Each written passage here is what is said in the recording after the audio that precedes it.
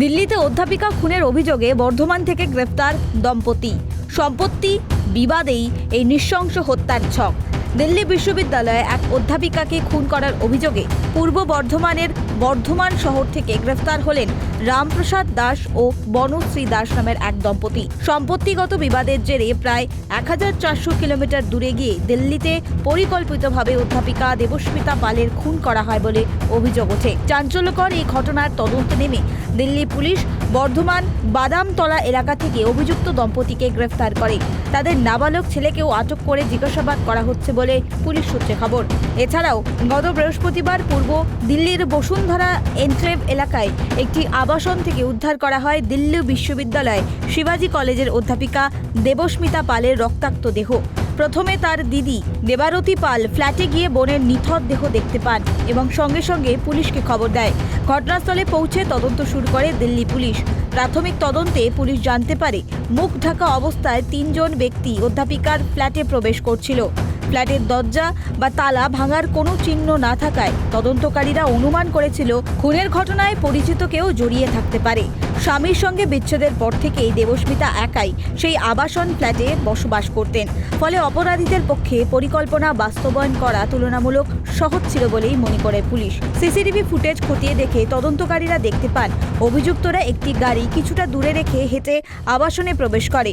খুনের পর তারা পোশাক পরিবর্তন করে বেরিয়ে আসে এবং ব্যবহৃত পোশাক গাড়ির মধ্যেই ফেলে রেখে এলাকা ত্যাগ করে।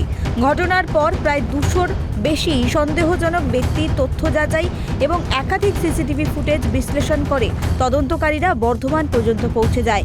এই ঘটনায় তদন্তে উঠে আসে বর্ধমানের একটি উত্তর অধিকার সূত্র।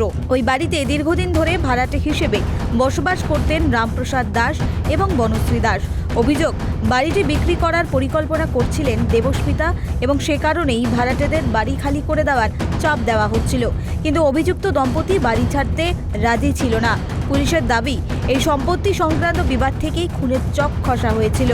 দেবস্মিতা একা থাকেন এবং তার দৈনন্দিন চলাফেরা সম্পর্কে অভিযুক্তদের ধারণা ছিল। সেই সুযোগকে কাজে লাগিয়ে বর্ধমান থেকে দিল্লি গিয়ে হত্যার পরিকল্পনা করা হয় বলেই তদন্ততে উঠে আসছে। অভিযোগ, ফ্ল্যাটের ভেতরে ঢুকে প্রথমে ভারী বস্তু দিয়ে মাথায় আঘাত করা হয়, পরে হাতের শিরা কেটে দেওয়া হয়।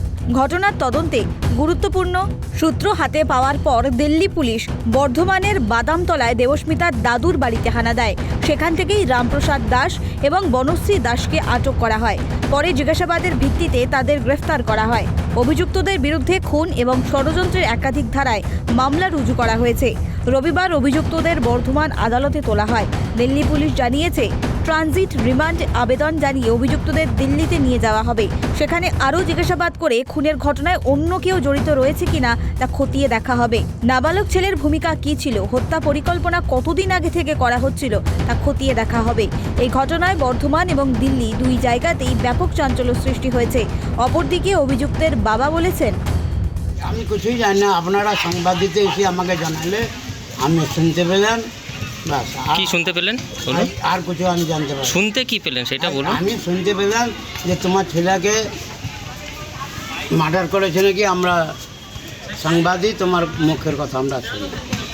হ্যাঁ, মানে কোথায়, মানে যাদের মার্ডার করেছে তারা কে হয়? আমি আত্মীয়র মধ্যে কে হয়? তাদের যাদের মার্ডার করেছে কে হয় আপনাদের? আমি জানি না কে।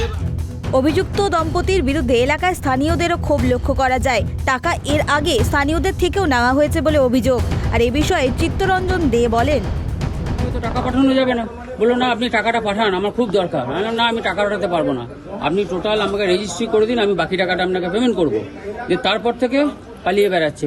উল্টে আমার নামে থানায় অ্যালিগেশন দিয়েছে আমি নাকি ওনাকে প্রতিদিন রাত্রে এসে উপদ্রব করি। কত টাকা দোকানের দাম ঠিক হয়েছিল? 35 লাখ টাকা। 35 লাখ। কবে দিয়ে 5 লক্ষ টাকা? 22 ফেব্রুয়ারি 2026। 2026 22 ফেব্রুয়ারি আমার কাছ থেকে 5 লাখ টাকা নেয় নগদে। 2,08,000 টাকা কবে নিয়েছিল? 2,08,000 টাকা চেয়েছিল ফোন পেতে, আমি দিইনি ওটা। তারপর কি বাড়িতে থাকছিল? তারপর বাড়িতে থাকছিল না, পালিয়ে বেড়াচ্ছিল। বহুবার এসেছিলাম আমরা। তারপরে আমাদের পয়সায় সিসিটিভি ক্যামেরা লাগিয়েছিল।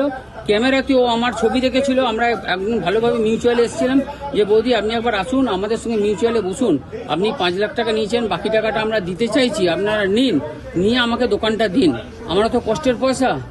যে উল্টে উনি গিয়ে থানায় আমাকে কমপ্লেন করেছিল আমার নামে, আমি নাকি ওনাকে অত্যাচার করছি। সম্পত্তি সংক্রান্ত বিবাদ থেকে এমন পরিকল্পিত এবং নৃশংস হত্যাকাণ্ডের অভিযোগ সামনে আসায় এলাকাবাসীর মধ্যে তীব্র আলোড়ন তৈরি হয়েছে। তদন্তের অগ্রগতির দিকে নজর রাখছে এখন সকলেই।